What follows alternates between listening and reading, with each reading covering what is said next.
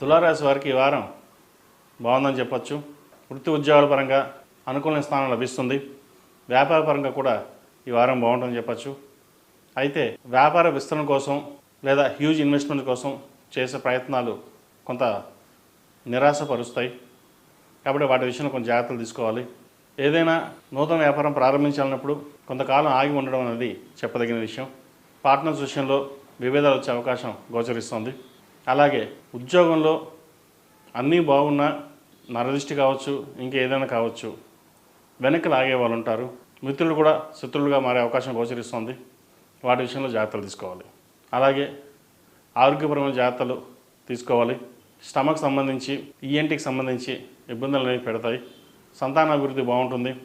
సంతాన విద్యా విషయంలో మీరు తీసుకున్న నిర్ణయాలు వారికి ఎంతగానో ఉపయోగపడుతుంది.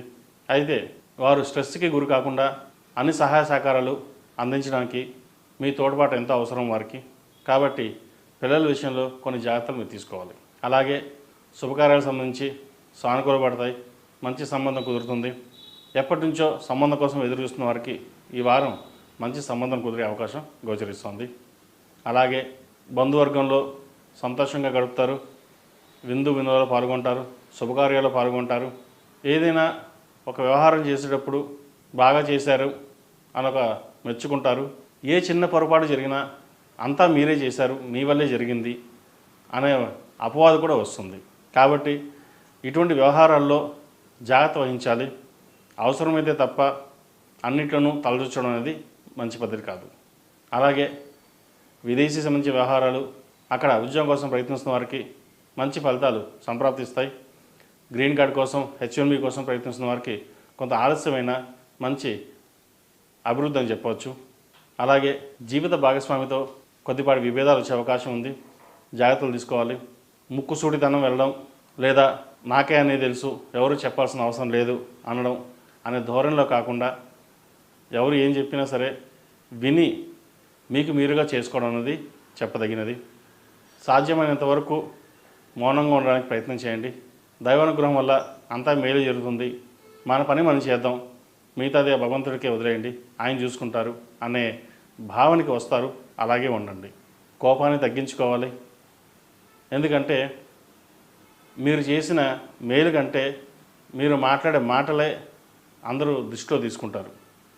కాబట్టి ఇటువంటి వ్యవహారాల్లో జాగ్రత్త వహించడం అనేది చెప్పదగినది. అలాగే ఈ రాశిలో జన్మించిన స్త్రీలకు వృత్తి ఉద్యోగాల పరంగా సానుకూల ఫలితాలు గోచరిస్తుంది.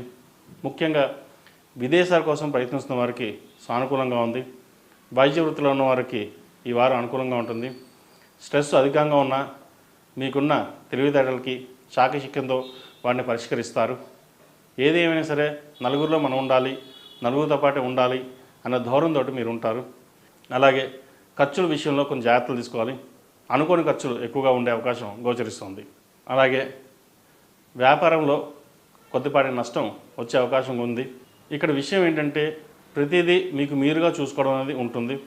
అందరినీ నమ్మి వాళ్ళ మీద పెట్టడం అనేది కూడా మంచి పద్ధతి కాదు. ముఖ్యంగా ఫైనాన్స్ విషయంలో అన్ని జాగ్రత్తలు తీసుకోవడం చెప్పదగిన విషయం. విద్యార్థులకు కాలం అనుకూలంగా ఉంది. పరీక్షలు దగ్గర పడుతున్నాయి. పరీక్షల కోసం అహర్నిశలు కష్టపడాలని ప్రయత్నం చేస్తారు. అలసట కావచ్చు, స్ట్రెస్ కావచ్చు, బద్ధకం కావచ్చు, ఏదైనా సరే రేపు చేద్దాం అనే ధోరణికి వస్తారు. ఏ పూటకు ఆ పూట కంప్లీట్ చేయడం అనేది చెప్పదగిన సూచన. విద్యార్థులు ముఖ్యంగా మేధా దక్షిణామూర్తి సూత్రాన్ని పఠించడం, దక్షిణామూర్తి రూపుని ధరించడం చెప్పదగిన సూచన. ఈ రాశివారు ప్రతిరోజు ప్రతినిత్యం ఓం నమస్తే ఒత్తుతో దీపారాధన చేయండి. అలాగే బుధవారం నాడు వినాయకుడికి గరికతో పూజించడం, అష్టాభిషేకం చేయించడం లేదా అష్టోత్తరంతో పూజ చేయడం చెప్పదగిన సూచన. ఈ రాశిలో జన్మించిన వారికి కలిసి వచ్చే సంఖ్య 2, కలిసి వచ్చే రంగు నావీ బ్లూ. ఏదైనా బయటికి వెళ్ళేటప్పుడు బుధవారం కానీ ఆదివారం నాడు కానీ వెళ్ళండి. మంచి ఫలితాలు